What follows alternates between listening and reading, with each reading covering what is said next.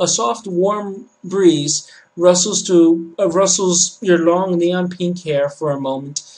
The foul stench of the dungeon vanishes, setting your mind at ease and draining the tension that has been building in your gut. In a moment of clarity, you remember the beautiful pure pearl that Marae granted you as a reward for shutting down the demon's factory.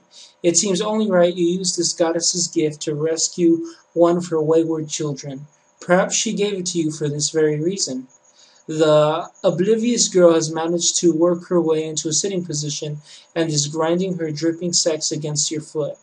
You lean down and gently lift her chin up, bringing her empty pink eyes to stare into yours.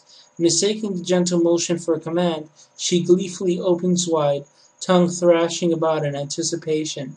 You place the pink pearl at the fairy's lips, and she wraps her mouth around the pale jewel, trying obediently to swallow it. However, the fairy's mouth is far smaller than you would have thought, and it seems stuck just behind her teeth, like a pink ball gag. She coos a muffled moan and begins to masturbate without breaking eye contact with you. Not exactly what you had in mind. It looks like you're going to have to be a bit more forceful. You stoop down and take the fairy's head into your arms, placing your fingers on the jewel-soaked orb, wrenching her mouth open. You begin to shove the pure pearl into her throat. With ecstatic joy, she swallows as hard as she can, trying to accommodate this new, exciting insertion. The gem squeezes past her tonsils and is forced into her esophagus with an audible pop, the mass of the pearl leaving an orb-shaped bulge in her throat. Her masturbation becomes frenzied as she begins choking on the gem, and you hurry to stroke the girl's neck, coaxing the pearl down out of her windpipe. Finally, it drops into her stomach, and the change is immediate. Just as she climaxes, her empty pink eyes focus and sharpen, the lusty haze fading as Marie's gift burns away the pollution of the imp's drugs and rape. She gives you a genuine smile and speaks with a voice like a rushing wind over reeds. Thank you. I cannot express my gratitude for what you've done. You're a godsend, hero. I will never forget what you have done for me.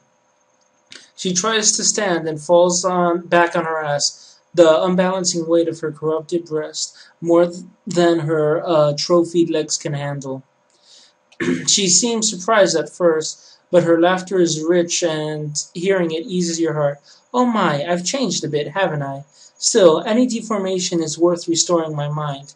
Please, let me introduce myself. She flaps her thin fey wings rapidly and their lift is enough to allow her to stand. I'm Vala. I used to be a fairy like my sisters. I was captured by the demons of this place and used to amuse them between rutting sessions. The leader of them, however, thought it would be better to use me for sexual releases instead. They fed me such terrible drugs to make me grow and bind me with these. She cups her absurdly large tits. Wait, they used me terribly, and in time I forgot who I was. Pleasure was all that mattered. But you have saved me, and now it is all but a bad dream. She flutters up to kiss your forehead.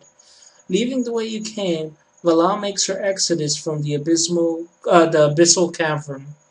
Despite her savagely warped body, you do not doubt that her renewed vigor for life will let her achieve some measure of happiness again.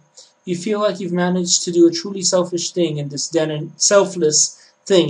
of iniquity. Defeating monsters is satisfying, but it's the lives you save that really makes you a hero. You sigh contentedly and wonder where she'll end up now that she's been given her life back.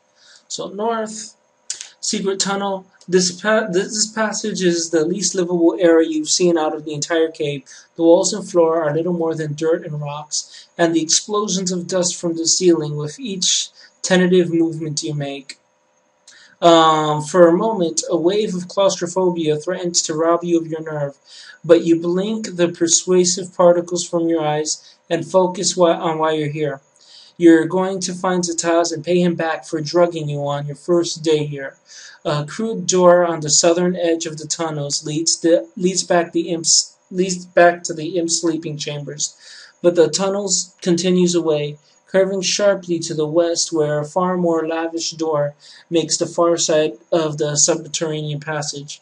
A pair of fetishy discarded straps lies on the floor, half obscured by dust. It looks like something a goblin would wear. Sexy.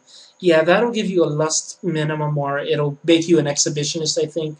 Yeah, I think, like, when you tease, it'll cause you to raise lust as well. Anyway, bad idea, don't wear them.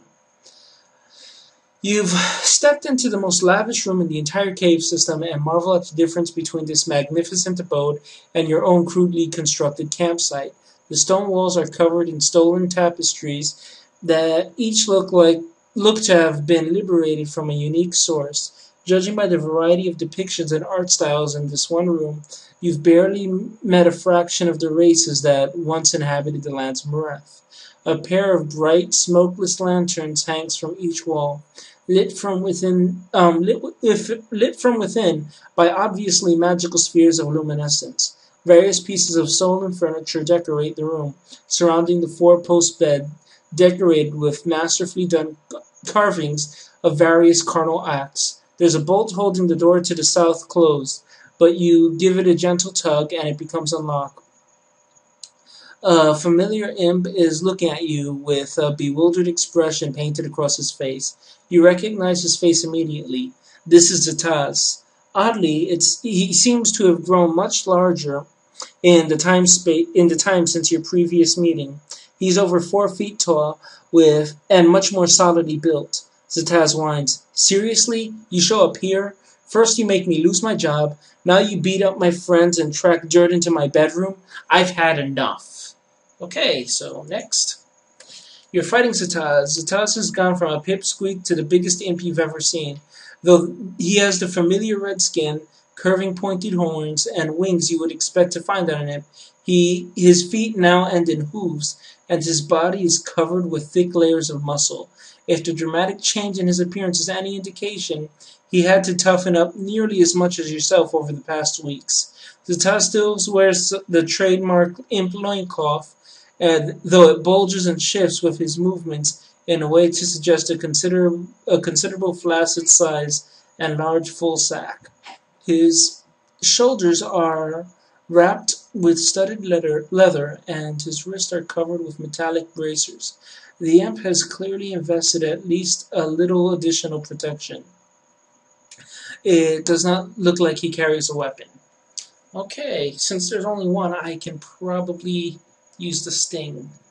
Zetaz asks, do you even realize how badly you fucked up my life, human? No, of course not. That's the kind of attitude I'd expect from you.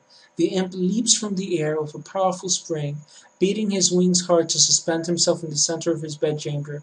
Dust kicks up into the air from the force of his flight and turns the room into a blinding tornado. Small objects smack off you, wounding you slightly, while the dust gets in your eyes, temporarily blinding you. Okay, so I've been blinded. Let's see if that really affects me. No, it didn't. I lost my post, and when you blew up the factory, I barely escaped with my life. You ruined everything, screams Zetaz. The imp leaped forward into the air with a powerful spring, beating his wings to... Okay. Yeah, same thing. Okay, sting again. Do you have any idea how hard it is to hide from Zetaz? Do you have any idea? I've had to live in this fetid excuse for a jungle, and just when I found some friends and made it livable, you show up and destroy everything. You see Zetaz make familiar arcane gestures at you, but his motions seem a lot more over the top than you'd expect from an imp. Blood rushes to your groin in a rush as your body is hit by a tidal wave of arousal. Okay, I'm blind, and physical attacks will miss more often. Well, tease. You swing around, shedding the red high society bodysuit around your waist and expose your chiseled ass to Zetaz. Taking up your oversized bee abdomen with both hands. Oh yeah, I've already read that. He enjoys the show, and I got him. Zetaz sinks down to his knees and fishes his massive pre-drooling member from under his loincloth. He looks up at you, nearly crying, and moans, Why? Ruining my life wasn't enough? You had to make me jerk off at your feet too? Just kill me. I don't want to live anymore. He can't die yet. You need to know where his master, this Lethis, is. It sounds like she's the queen bitch of the demons, and if you're going to break this vicious cycle, you need to find her and bring her down. What will you do? Sexually interrogate, kill him, or offer safety for information? I'll offer safety. You look at the pathetic imp up and down. He closes his eyes, expecting a summary execution, but you present with him an offer instead. If he gives you more information on Lethis and where to find her, you let him go scot-free and avoid him if he doesn't make a nuisance of himself. Really? Questions Zetaz in a voice laced with suspicion. For fuck's sake, I'm already a renegade. I'll take your deal. It's not like it cost me anything I wouldn't give away for free anyway.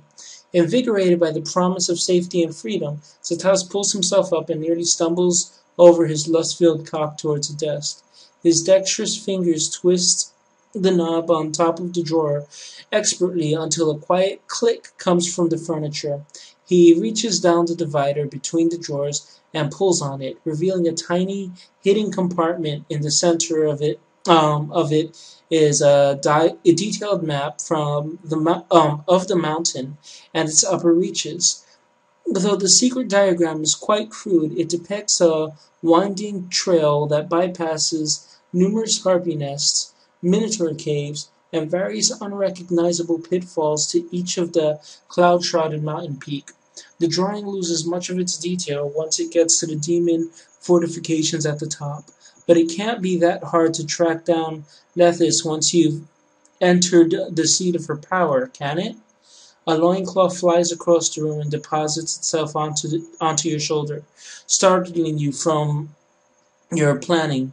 You glance back and see Zetaz tearing through his possessions, tossing his most prized items into a burlap sack with reckless abandon. His whole body is trembling as he ties it to a wooden pole, never once looking up at you. Perhaps he fears you might change your mind? You sigh and rub your temples at as the little jerk scrabbles to pack his life away.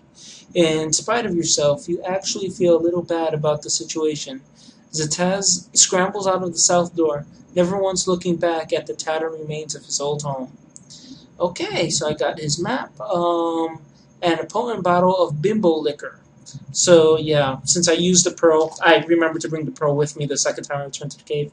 I put bimbo liquor in my third pouch. There is one more enemy here. It's a totally optional enemy. It's basically a giant tentacle monster that I don't think I'm strong enough to face. So yeah, I hope everyone has a good day. Bye-bye.